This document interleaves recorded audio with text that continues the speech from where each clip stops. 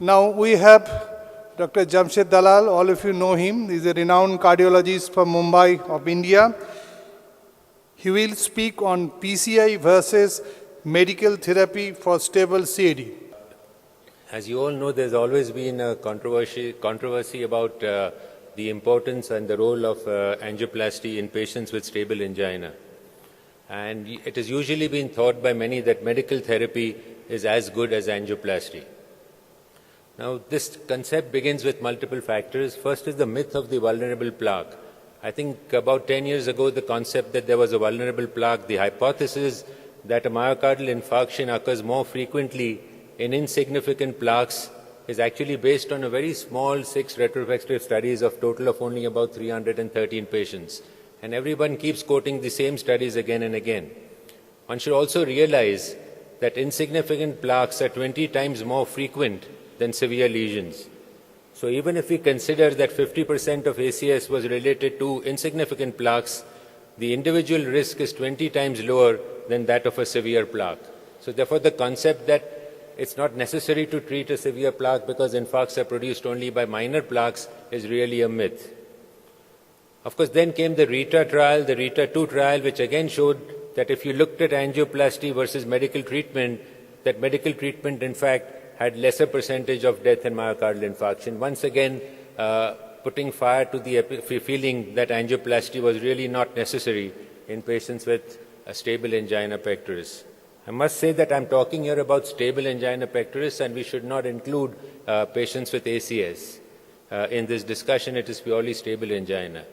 Again, there was a meta-analysis of about 11 randomized trial, which clearly showed that there was no significant benefit of angioplasty in terms of death, infarction, CABG, as compared to medical therapy.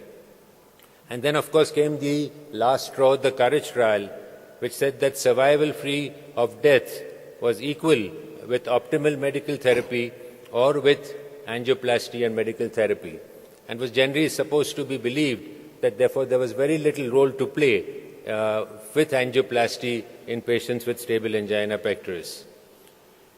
But if you look at the conclusions and implications of the COURAGE trial, the initial management strategy, that is the conclusion of the trial, the initial management strategy in patients with stable CAD, PCI did not reduce the risk of death, MI, or any other major cardiovascular events when added to optimal medical therapy.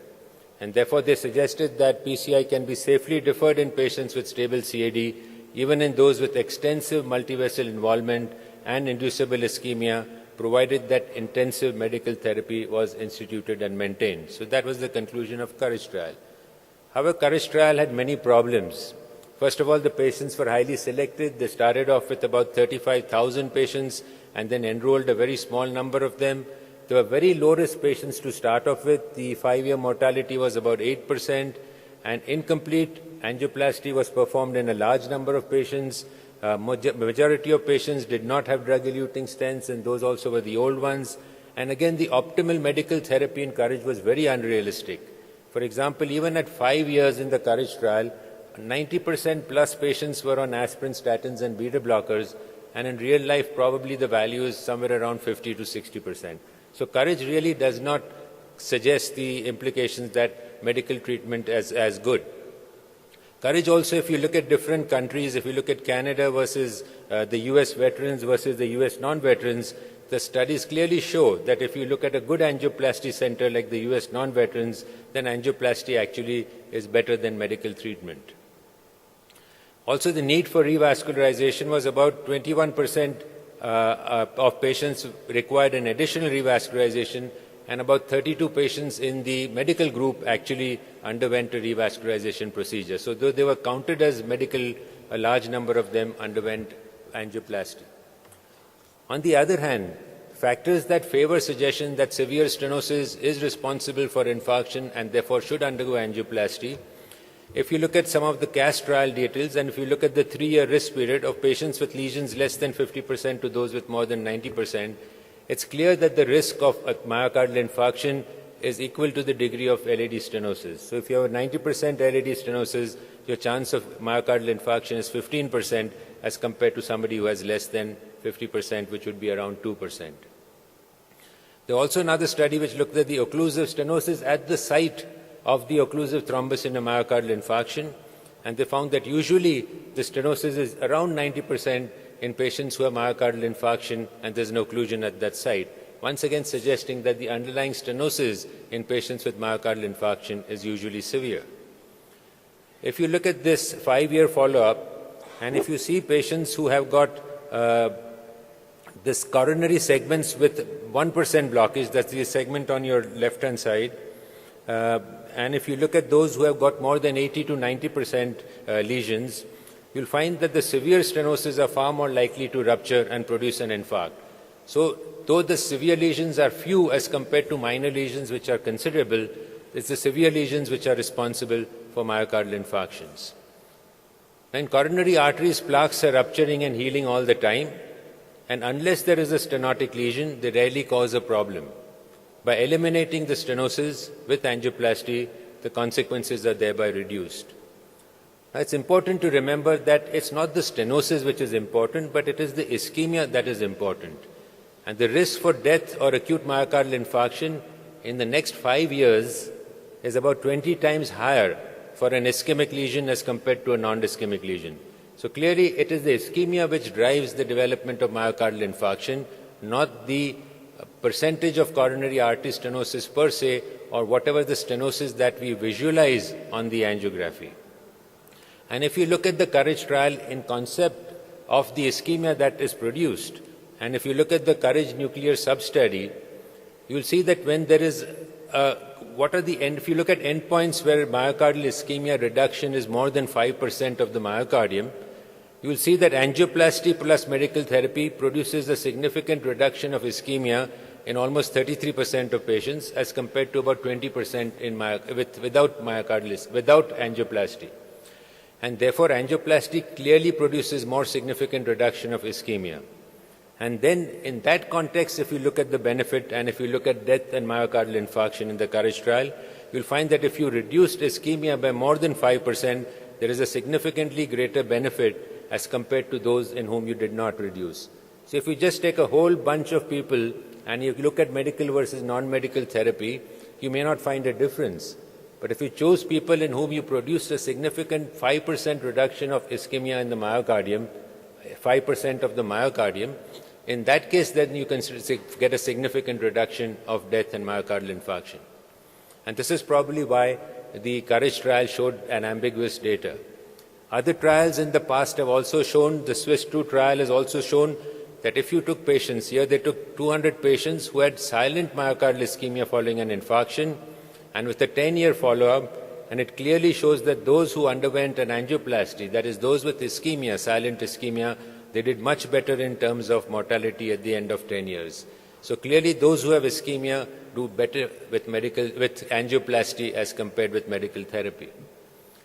So COURAGE is in concert with long-established practices of risk stratification for ischemic burden. Those with severe ischemia in the trial had superior reduction in ischemia even with best medical therapy. And as you know, the best medical therapy was much more than what you practically see. That the stable versus unstable plaque theory is naive and unsupported by outcomes evidence. That it is the ischemia burden which predicts the risk of reduction and improves the hard outcomes. And severe stenosis in critical vessels needs to be treated with angioplasty. The question, of course, is when you look at a stenosis, whatever stenosis might look like, whatever the pressure flows relationship, we really need to understand the meaning of stenosis for the patient. And the most important factor which produces the ischemia is the resulting distal perfusion pressure at full hyperemia as a fraction of the normal pressure. And that ratio is called the FFR. And that is why the importance of FFR to diagnose ischemia, on the basis of which you can then decide what is the optimal therapy for this patient. Now, if we were to look at the FFR a little more closely, if you see the upper diagram, the FFR is 0.6 because the percentage of lesion in the upper and lower diagrams are same, but the amount of myocardium supplied by the upper artery is much more, and therefore FFR becomes significant because for that degree of stenosis, the amount of myocardium supplied is much larger. If you look at the lower presentation, you'll see for the same degree of stenosis, if the area of myocardium supplied, half of it is already infarcted, so that stenosis is supplying only half viable myocardium, then FFR is much better at 0.8. So therefore, stenosis does not equal to the ischemia or improvement of ischemia. The ischemia depends on the amount of myocardium supplied by that stenotic artery. If you look at this diagram, if the percentage of stenosis is same, in the upper situation, you find that the myocardium is a certain amount and the FFR is 0.85. But if you look at the lower, there may be collaterals from the stenotic artery, which may be supplying further viable myocardium. Therefore, the same degree of stenosis in this situation is supplying a much larger area, and therefore this lesion for this particular patient, for this particular artery becomes significant, and FFR in this case is measured as 0.7. So measurement of FFR really, in spite of the same degree of stenosis, is different because it depends on the amount of myocardium supplied. It also depends upon the collateral supply to the artery. If you have got small collaterals supplying the stenotic artery on that area, then of course FFR will be lower. And if you've got large collaterals supplying the same myocardium which is supplied by the artery, the FFR may be normal. So therefore, with same degree of stenosis, you get different FFR values, which means that there are different degrees of ischemia depending on the amount of myocardium supplied, depending upon collaterals supplying other areas of the heart, and the collaterals supplying that artery which is narrowed. If we look at the FAME2 trial, it has clearly been shown that if you use FFR guided, then clearly FFR guided is better than angio guided. That means looking at the stenosis is not a good enough guide to decide ischemia, and therefore you cannot base your therapy of medical versus angioplasty on angiography alone.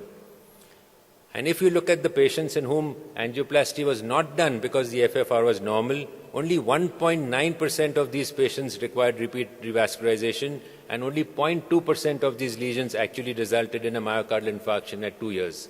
Therefore, if your FFR is good and there is no significant ischemia or the area of myocardium supplied is too little, then you can safely leave these lesions alone. FFR unfortunately requires invasive treatment, invasive investigations, and is reasonably expensive. Now you can do non-invasive FFR using CT scan and certain measurements. And if those who are interested, there's an excellent review in Eurointervention as recent as June this year on non-invasive FFR. So if you do a CT scan of the patient, you can get the anatomic stenosis, the degree of stenosis, and also you can do a non-invasive FFR. So therefore, non-invasively you can judge whether this patient has got ischemia or not, and non-invasively you can decide before you take the patient for angiography whether medical therapy would be quite suitable for this patient. So if you saw a patient on a CT and his lesion was 75%, but his FFR was normal, you could leave this patient on medical therapy, and like the COURAGE trial, he would show good results. On the other hand, if the FFR was abnormal, this patient would definitely be benefited with angioplasty. And in fact, the Koreans have gone a step further. They do what is called as virtual stenting. Once they diagnose the FFR, they make a detection of the FFR percentage on CT scan, they actually do a virtual stenting of each area and then measure the FFR after that. So if you have a patient with multivessel disease, they will stent each of these blockages irrespective of what they look like on angiography. And then they will see whether FFR normalizes or doesn't normalize. So when you take these patients for a procedure, you are pre-planned that whatever you see on the angiography, depending on what your reports are earlier, you will decide that you may just stent 2 out of the 4 lesions, leaving the 2 alone. So really it's not a question of medical versus angioplasty. It could be medical for one artery, one lesion in the artery, and it could be angioplasty for another lesion in the same artery. And we are able to judge this non-invasively as well. Even though IVUS is better than angiography, IVUS still looks at anatomy, and therefore IVUS is not as good as FFR. So if you take patients with IVUS-guided angioplasty and compare them to FFR-guided, there's a significant reduction in the patients who require angioplasty. And this is the reason. If you look at the left slide, left is what we see on angiography, what we see on an IVUS, just the anatomy of the arteries. And what does FFR do? It looks at the whole blood supply of the myocardium, the collaterals, and the microcirculation as well. So the FFR looks at a much better perfusion of the myocardium than what we can get. And therefore, if you look at number of guidelines that have come into the picture, now FFR-guided angioplasty is class 1A, level A. Unfortunately, today, because of the frequent angiographies and ad hoc angioplasties. Many of these patients, in fact, do not even undergo the simplest of tests to see if there is ischemia or not. For example, in this large Medicare group of patients, more than half of the patients did not even have a stress test. They just had an angio, a lesion was seen, and they were stented. I think we need to change that therapy. We need to prove that these patients are ischemic, and therefore they would benefit. So I think to answer the question, stable angina, is it medical or angioplasty? If there is significant ischemia present, angioplasty is the treatment of choice. If there is minimal or no ischemia, then medical treatment is as effective as angioplasty. Thank you very much. Thank you, Jamshed ji.